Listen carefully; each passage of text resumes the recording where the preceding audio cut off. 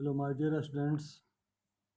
Today I am along with my clear and concise briefing of the remaining portion of the lesson as we learned yesterday. And before I go through the lesson to my topic, I would like some relaxation in dress code because I feel much more comfortable in what I'm looking. Other thing, I would also like to quote how should be the listeners. And for that, my dear, I have brought a couplet from the holy book of Ramcharitmanas, Srota Sumati Susil Suchi Katha Rasik Haridas. By this line of the couplet, Goswami Tulsidas says that how should be the listeners. You deserve certain quality, and after that, you receive something for the betterment of your career. And as I'm here, I hope you are ready for that.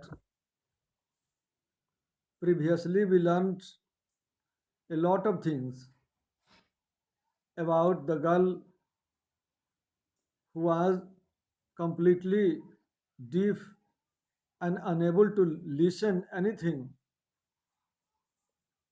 And we also learned in what way she got the ability to feel music, although her listening process was out of control. She was unable to listen the pleasure of music, but by feeling the vibration of different notes by the upper west part of body and by means of lower west part of body, she could feel what is music. Today, I quote somewhere, she says,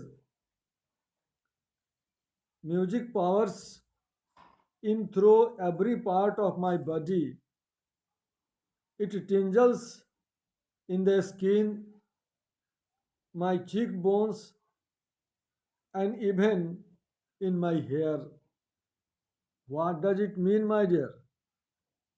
Of course, on the basis of given line, we can say that Evelyn was completely deaf, but completely able to listen. To the common people, we have only our ears to listen. We cannot enjoy the pleasure of music through our different parts, but it is an extraordinary ability through which Evelyn enjoyed, learned, expressed, and inspired to the aspiring musicians and even to the depressed people of that very society. Although Evelyn lost her ability to listen, but she experienced the magic of music. Very remarkable term is applied here. Music has its magic and it leaves its impact to the listeners. How? By sensing the notes on different parts of her body. Now it has become clear that in what way she made herself able to listen the music. It is also said that God helps those who help themselves. Although her regular teachers discouraged, but one of them, named Ron Forbes, he was a persecutionist came forward, inspired and motivated her to feel music. And this motivation brought a new era for her. Now she was completely able to enjoy as others enjoy. She felt the vibration of music, and this vibration was an essence of her life, especially for her musical life. Her body had become the best receiver of music. As our ears receive the vibration, the pleasure notes of music, so was with Evelyn. She received it through her body and body parts. And after that, now she could feel music as a source of blessing. My dear, God has blessed everyone with a specific quality, and it might be very useful for the person. It is other thing that we don't know how to utilize, and sometimes we become hopeless only by thinking that I can do nothing.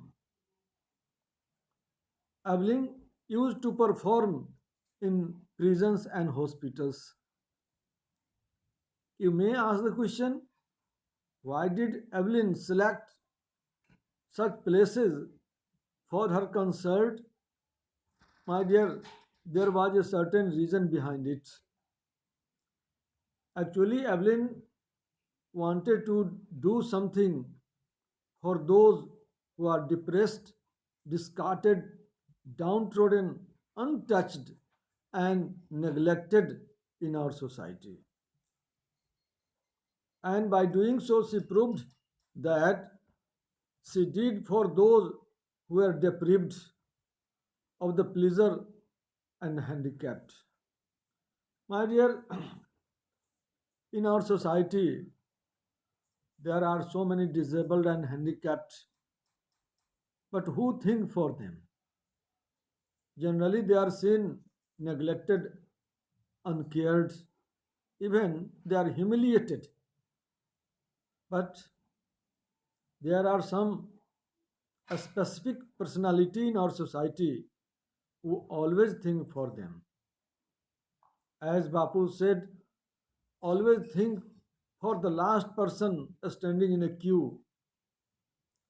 So we must think for those are careless, uncared. She worked for those children who aspired to be great musicians, those were handicapped, simply those were neglected. She was the highest scorer in her course at Royal Academy. Achievement, it is a common desire of everyone. We desire to have something. Who doesn't like name and fame? It is the foremost thing. But some people are far from these things. Name and fame both go to them, approach the people, and become the means of learning for others. So we must not think the fruit of our work. We must not think about the result of our work, although our intentions should be very good. And I am always hopeful from my students that they are far away from the fruits of labor because they have one and only formula that they are seen following, that in the Bhagavad Gita Lord Krishna has said, Karmannevadhikarasthe ma phalesu kadachana. Why to think for result, my dear? It will come. It is the end of every action. So why to react and why to have lust for it? Because we don't know. God is very merciful, my dear. He rewards with higher excellency, with all sorts of good features, if we think for the welfare of society. Sarvabhut hiterta. One who thinks for all is thought for himself. So, with this hope, I conclude my video. Once again, before I say you thank you, I hope you are doing something better, you are learning much more, and we teachers are quite hopeful from your side. Thank you.